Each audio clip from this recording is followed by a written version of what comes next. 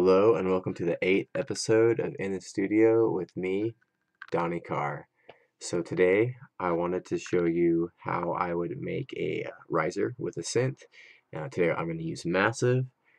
And instead of using a sample, you have way more control over a synth, a VST synth, than you do a sample. I do use samples, but I do also make my own effects as well, and that's what I want to show you today. So I just have a simple little mock-up demo here, a little mini drop or break. It's just a beat loop and a bass loop, and they're both high passed, and we're going to do a cool little white noise riser with Massive and a few effects as well, third-party effects, that is. So let's just listen to it really quick, a little snippet of it without the white noise right now. Okay, so that's what we're working with here. So with the white noise, let's first start anew. So let's do just all we want is a white noise oscillator, and I have it played out for 8 bars because that's how long the break is. Let's have a listen. It's already routed into the mixer, and I do have it routed through some third-party effects. I have it running through the Valhalla Vintage Bird, the concert hall. It's the default setting. And I also have it running through one of my favorite plugins, and that is the UAD EP34 tape echo. Love this thing. It just sounds good. So, but other than that, everything else is going to be done in Massive. So let's get to it. Let's have a quick listen. That sounds like shit. All right. Let's turn the color down, and what we want to do here is the benefit of using Massive is we can use the macros and route a bunch of parameters to one single macro, automate one thing, get it sounding great, bounce it out, and then you can use it in a future track. You can reprocess it. So that's the goal here.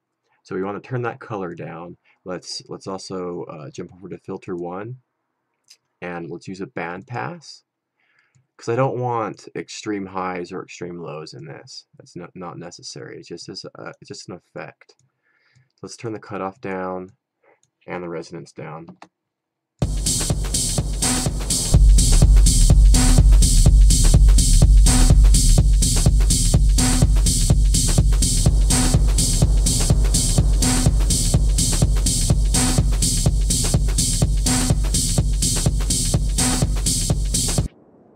What I was doing there, I just wanted to find a good starting point for the cutoff to then sweep up, that we can then link to the macro. So I think about there, you can barely hear it, and we can adjust it, but let's pull number 2 over here because it's blank over to the cutoff. Let's plop it right there. I want to do the same thing to the resonance. Boom. And also the color, because it's going to start at a darker color, more mids, not as many highs, and then we're going to sweep the color up as well. And what else can we automate here? Not using filter 2. We could do a little extra reverb, or you know what, we have reverb already going. How about some dimension expander? That's always a cool effect. Let's just automate the dry wet. And so we want about that much maybe. Let's bring the color up to about there. Let's bring the cutoff there. Let's bring the resonance up a little bit.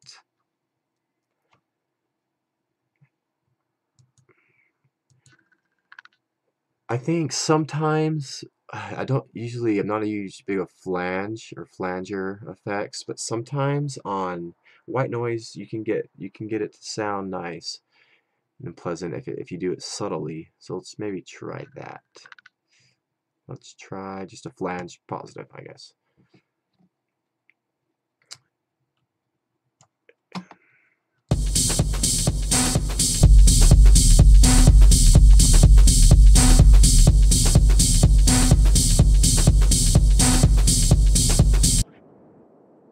Okay, let's just go for it.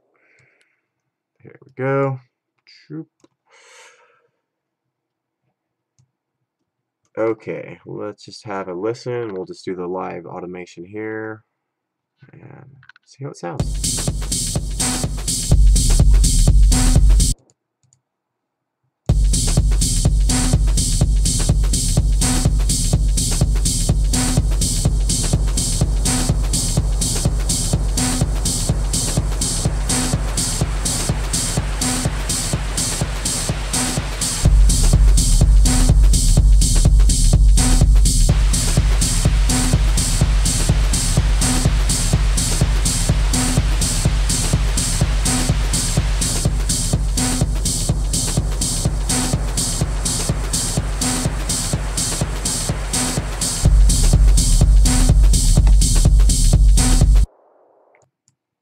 Doesn't sound bad. It's a little loud, and I don't know about the flanger, but you you get what I'm going for. I would probably, you know, do a little bit more processing with it, maybe some EQ. I'd probably sidechain it a little bit, um, just to make it a little bit more unique. Maybe add some distortion in parallel, or you know, directly on the insert.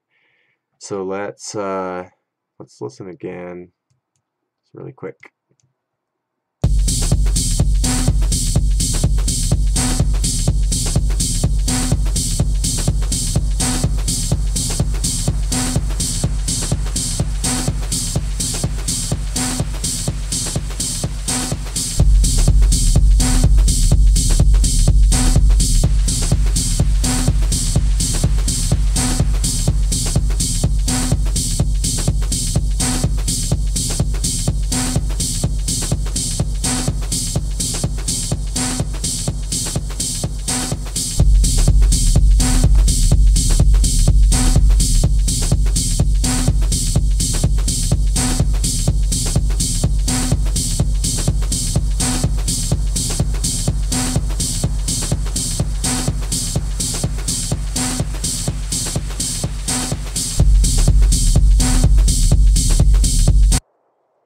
And you know, it just takes tweaking.